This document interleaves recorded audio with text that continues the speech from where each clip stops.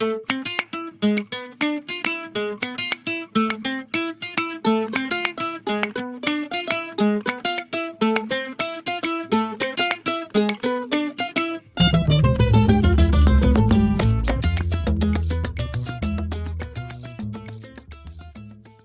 mon pompon. Aujourd'hui je suis surex car je vais te parler d'une série que j'adore, Buffy contre les vampires. Diffusée en 1998 en France, je découvre d'abord avec beaucoup d'ennui et carrément au second degré la première saison dans la trilogie du samedi. La trilogie du samedi, tu te rends compte mon pompon? À l'époque j'avais 18 ans et le samedi soir c'était pas rare qu'on se retrouve devant le poste pour la trilogie du samedi. Quelle jeunesse échevelée! C'était un bouquet de 3 séries, et je crois que dans ces années-là, on avait droit à Buffy, donc, avec la Sarah Michelle Gellar. Ben oui, hein, moi je viens de l'Est, donc on dit là, devant les noms, puis on a un bel accent. Et oui, Kachi, tu croyais que je venais tout droit de la Garrigue, peut-être? Eh, c'est pas grave, peu cher, tu passeras quand même à l'onglerie, je te ferai la dépose. Merci, Kachi. Donc, on avait Buffy, on avait Charmed, ou Charmed, comme le disaient la plupart de mes petits camarades de l'époque, avec la Lisa Milano. Et puis, je crois qu'on avait le caméléon, mais là, quand même, c'était ma limite. Jarod, c'est non, il n'y a rien qui va. Désolé les fans à la Miss Parker. Et anywho, j'adore Buffy, mais il faut reconnaître que la première saison était pas mal cheapos et pas encore bien campée sur ses appuis féministes. On avait certes une guerrière à la force surhumaine et à l'allure étonnante de Bratz, mais tout le bail de la romance avec Angèle, puis voilà que ça va mal tourner dans la saison 2 parce que Buffy elle a couché avec le garçon, flemme. Mais alors après, j'ai regardé Prom Dog à fond. C'est une série qui a abordé des thèmes que moi j'avais jamais vus avant à la télé, en tout cas pas dans ce genre de programme, et qui a évolué d'une façon incroyable avec son spectateur, à l'image de son héroïne, qui passe de l'adolescence à l'âge adulte, et ça, crois-moi, c'est bien plus hardcore que de tabasser du vampire.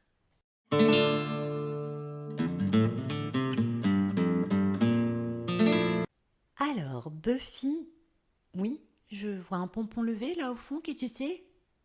Ah oui, oui, c'est son vrai nom. Non, mais ils avaient un truc à l'époque, hein, les autres de la trilogie, là, ils s'appellent Jarod et Broots. Dans Charm, on avait Prou. Du coup, si tu la maries avec Broots, ça fait...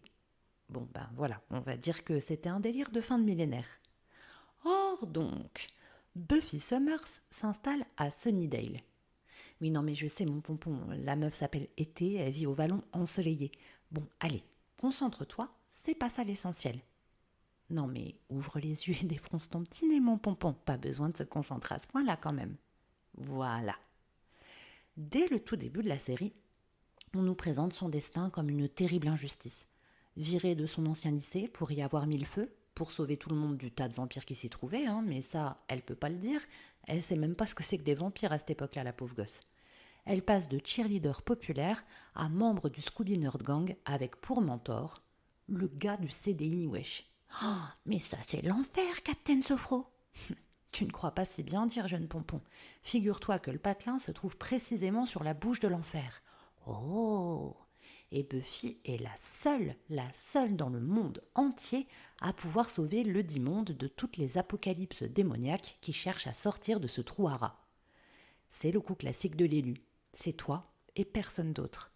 Alors, ça peut paraître stylé comme ça. On a tous rêvé d'être celui ou celle qui sort du lot, qui est appelé à un destin unique et héroïque. Mais en vrai de vrai, quelle solitude.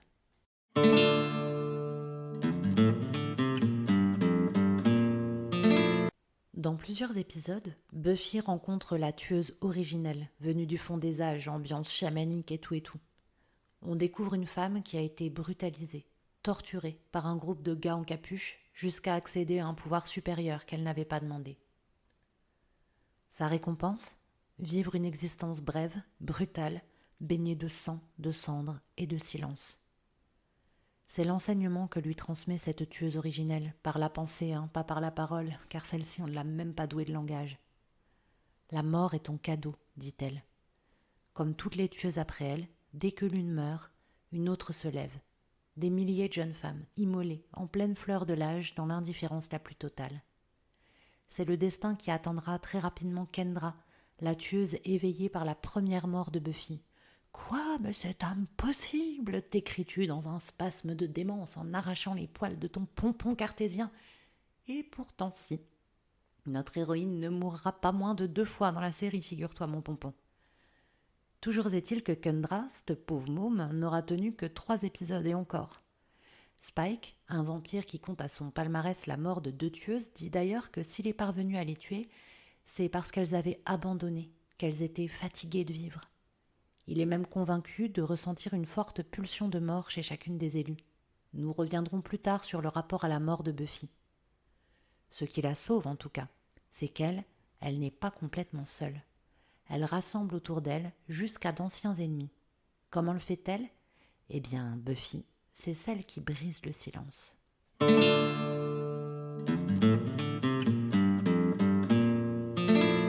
Dans les caracs de base du perso, pour 30, on a force surhumaine à 10 sur 10, girliness à 8 sur 10, goût avisé pour les hommes à 2 sur 10 et parlotte à 10 sur 10. La meuf est un moulant.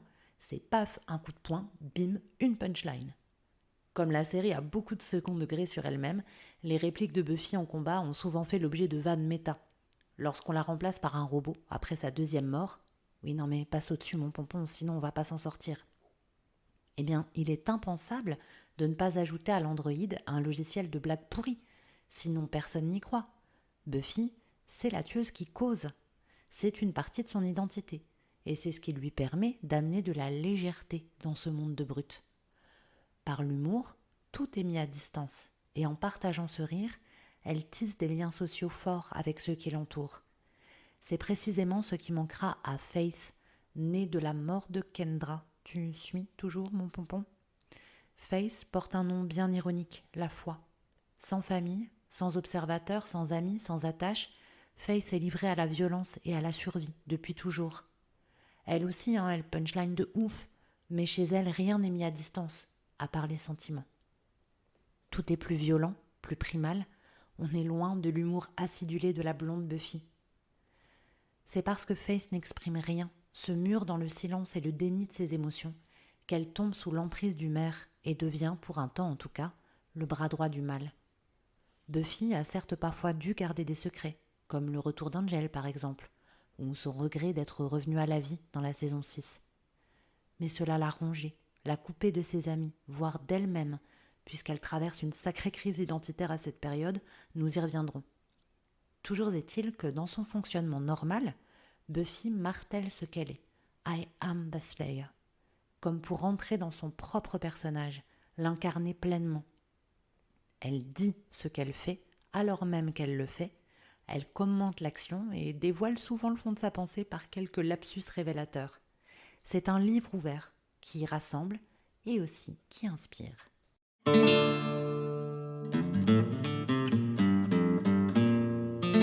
Je t'ai parlé en intro de l'incroyable évolution de cette série et de son personnage.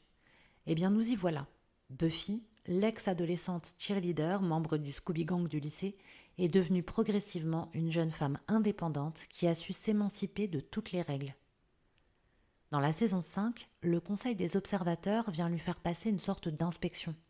Ils remettent en cause ses méthodes, blâment le laxisme de Giles, son observateur, souhaitent la couper de ses amis pour qu'elle soit plus dédiée.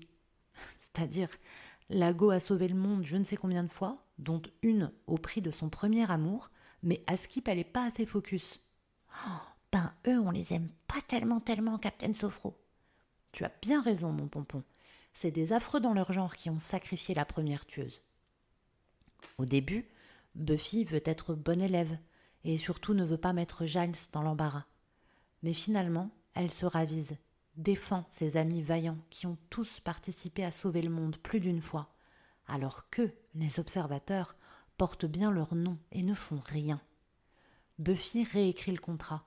Ce n'est pas elle qui travaille pour eux, ce sont eux qui ont pour mission de la soutenir dans son combat contre les forces du mal. C'est elle qui agit, alors c'est elle qui dicte les règles et qui donne les ordres à partir de maintenant. Et bim, le patriarcat, y a quoi ? Oh là là, j'ai les poils, Captain Sophro. Oh bah c'est vrai, dit, t'as le pompon tout hérissé. Le plus chouette, c'est la fierté de Giles. Il la voit enfin telle qu'elle est devenue. une jeune femme forte et avisée. Il comprend que le moment est venu de la regarder déployer ses ailes de leader et plus seulement de cheerleader. C'est ainsi que dans la dernière saison, Buffy endossera le rôle ingrat de chef de guerre, menant une armée de potentiels, des jeunes filles, futures élues, et dont une seule s'activera à la mort de la précédente. Là encore, la série ne se privera pas de faire un running gag de ses discours inspirationnels en montrant l'ennui qu'il provoque parfois. Elle perdra d'ailleurs un temps la confiance des autres et le leadership reviendra à Faith. Et oui, c'est son retour et aussi sa rédemption. Et les petites ont besoin de croire, justement. Mais Faith n'a pas les mots de Buffy, et celle-ci regagne vite sa place. Elle pose des faits en mettant en scène la mort d'un des Uber Vampires de la dernière saison, terriblement résistant. Vous voyez, il est comme les autres, poussière. Elle annonce ce qui va se produire. Ils ne vont pas attendre. La bouche de l'enfer va l'avaler et s'étouffer avec elle. La seule chose capable d'arrêter le mal pur, c'est eux. Elle dit bien nous et pas moi. Suite à un énième dialogue avec la force, The First, l'origine du mal, et elle lui dit « Tu es seule, comme toutes les tueuses. Où sont tes répliques mordantes ?» Elle répond simplement « Tu as raison. » Pas de punchline ? Oh que si. La force disparaît et Buffy déclare « Je ne l'avais pas réalisé avant, mais nous allons gagner. »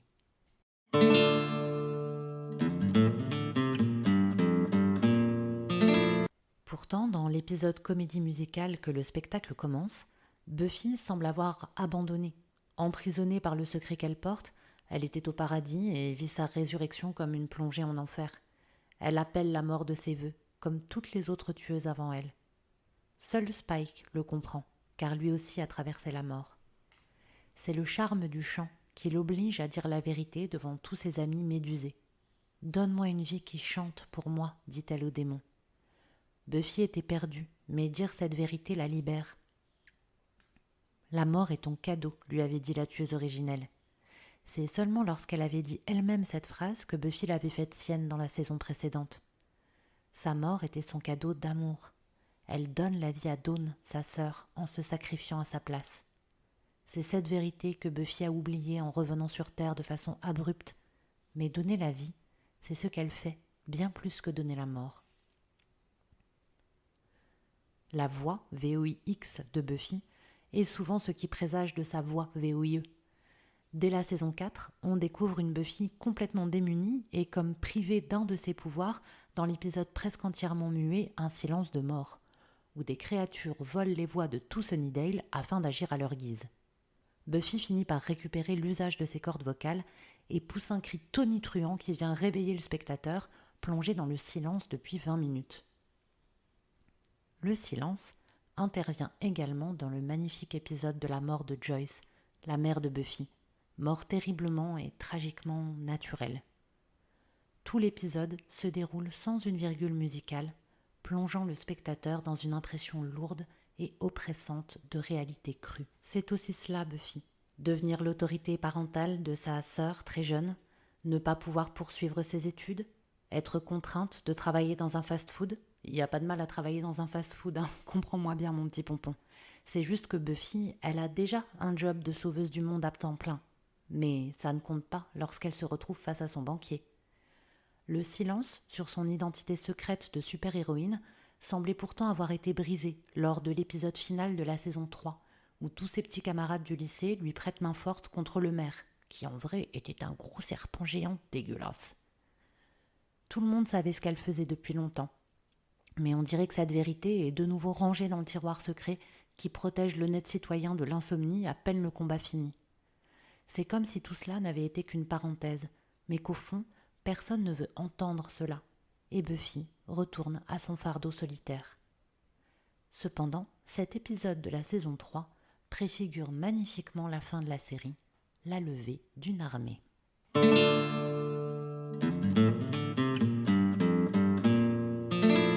Je t'ai parlé tout à l'heure de la révélation de Buffy face à la Force. Nous allons gagner.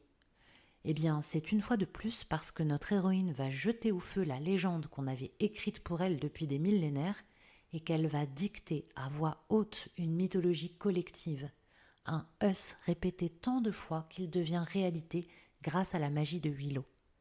Celle-ci avait déjà permis de vaincre Adam en unissant les forces combinées du Scooby Gang. Je t'en ai déjà parlé dans l'épisode sur Yoda, rappelle-toi.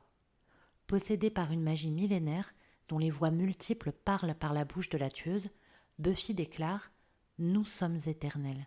Jamais tu ne pourras posséder un pouvoir tel que le nôtre. » Eh bien, cela se confirme lors du combat final contre la Force. Toutes les potentiels sont activés, toutes sont la tueuse, et le déséquilibre entre les forces du mal et la jeune fille solitaire est enfin rompu. Tu l'auras compris, ce qui m'a intéressé ici avec Buffy, c'est le côté mantra, prophétie autoréalisatrice. C'est un peu le principe de la méthode Coué. Dire, c'est faire exister. C'est pourquoi aujourd'hui, je te propose de pratiquer un exercice qui se fonde sur la répétition d'une phrase, la PSL, protection sophroliminale. Comme c'est un exercice de sophronisation, c'est plutôt long et comme tu le vois, je me suis déjà pas mal étalée. Tu peux donc retrouver cet exercice à part, juste après cet épisode. Clique si tu en as envie, sauf comme dans l'épisode 1 si les visualisations sont déconseillées pour toi à cause d'une schizophrénie ou d'un TDI. Dans tous les cas, j'espère que ça t'a plu. À tout de suite ou à la semaine prochaine. Et d'ici là, n'oublie pas, respire, baisse tes épaules et relève le menton mon petit pompon.